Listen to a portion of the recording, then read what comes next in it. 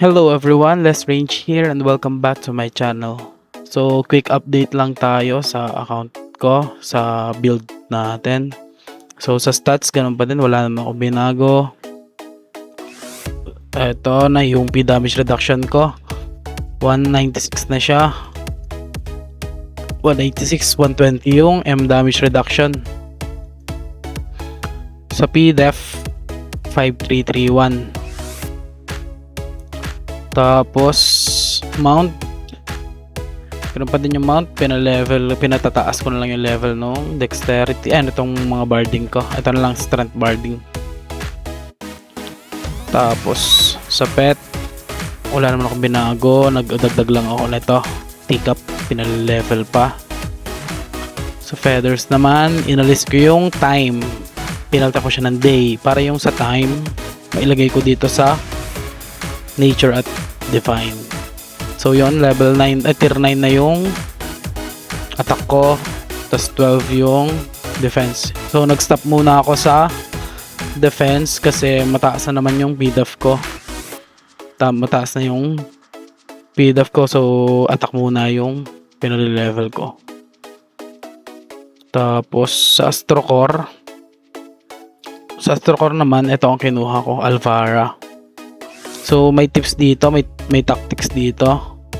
Gamitin nyo lang yung reset, then pa-level nyo to, equivalent to 5. Ito dapat, kunyari ito ay 3, kunyari 3, then 1, then 1, para ma-level 5 nyo to. Then reset uli, ito naman 3,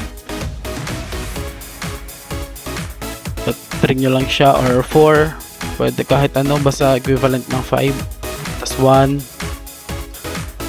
tapos para pa-level 5 nyo to.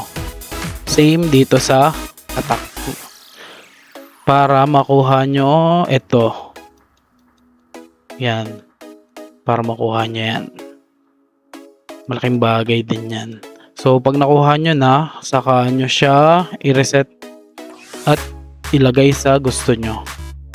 So ako, ito ang patataasin ko.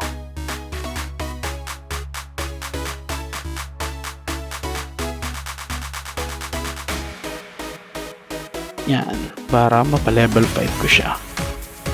Same sa attack, ganun din. Reset lang para makuha nyo yung gusto nyo ipapa-level. Ay, makuha nyo yung sa quest dito. Yan. Tapos divine armament, wala naman akong binago, ganun pa din. Plant, shadow claws, tsaka to. Tapos sa traits ko, ipon lang kayo ng mga napukuha nyo sa ton, tingnan nyo lagi para mapalitan nyo yung mga divine traits. Yan, tingnan nyo lang lagi bago nyo siya basagin. Kasi malaking bigay niyan. Sayang naman kung mababasag nyo agad, hindi siya nakikita kung anong laman. Tapos sa skills ko, wala naman ako binago, ganun pa din. Hindi pa din ako naka-acid demo. Acid terror pa din yung gamit ko. Settings, manual, yan. Pause nyo na lang. Tapos ito sa auto.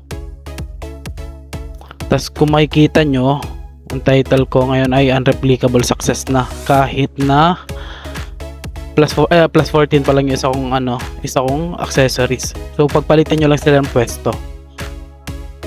Pagpalitan nyo lang siya ng pwesto para makuha nyo yung title.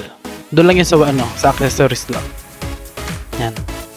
Pagpalitan nyo lang ng pwesto, diba? Accessories 1, accessories 2, accessory 2. So gawin nyo lang, pagpalitin nyo lang. Kunyari, plus 15 na lahat sa inyo. Tapos ganito din. Pagpalitin nyo lang silang pwesto. So ang gamit ko na accessory, Starry Aegis. 1 slot pa nga lang. Kasi iniintay ko pa siyang magmura. Kahit alin dito sa dalawa ang gamitin nyo, okay lang yon. So ako, ang gamit ko muna ay Starry Aegis. Pero pwede din namang Holy Glove. Sa cards naman, ito pa din yung cards ko.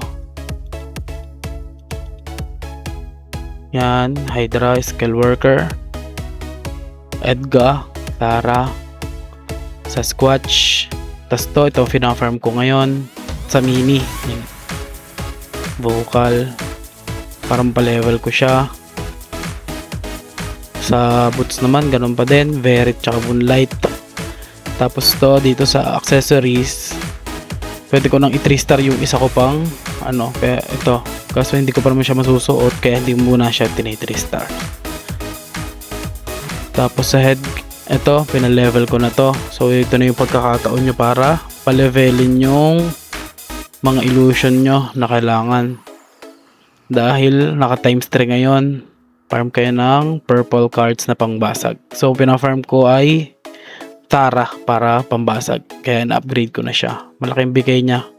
P damage, M damage reduction. Tapos ito, ganun pa din. Ayan. Wala namang binago to. So to baka sa Sunday ma-upgrade ko na to. 2 star ko na yan. Tapos ang pina-farm ko ngayon na purple ay Raedric pang preset. So yan lang muna ang pina-farm ko. Gagawa ko ng preset para anti-palik ko. Yan. Kesa mag orc baby pa ako, ito na lang ang pina-farm ko ngayon.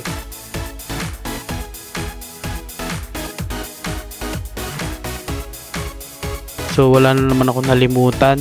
Quick update lang to. Dahil nilalagnat ako at medyo masama pa yung pakaramdam ko. Alam ko marami nag-iintay sa inyo ng update.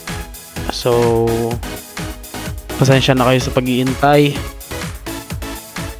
So hanggang dito na lang. Peace out.